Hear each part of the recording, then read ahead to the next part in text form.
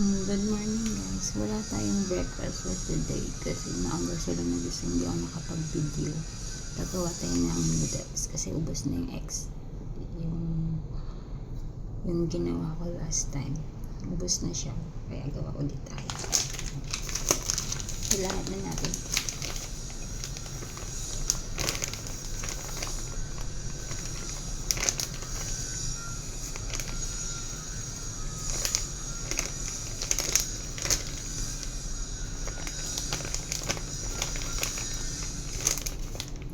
Bali, 230 grams of flour. 230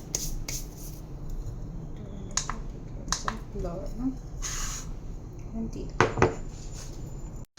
Then, pinch of salt. The water, hot water. 50 grams ang hot. Ipakambay natin sa warm water.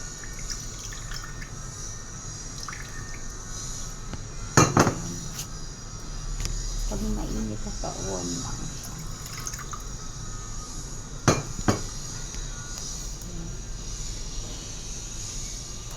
It's 100 grams of water. Tapos mix lang.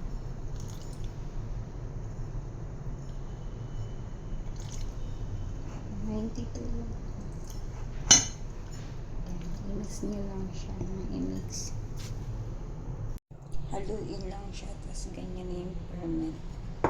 May noodles ka na rest in 30 minutes. It depends. Pero more than for me, ginagawa ko siyang 1 hour para mas gano'n. Pag day na ako busy, i-rest mo siya ng 30 minutes or 1 hour.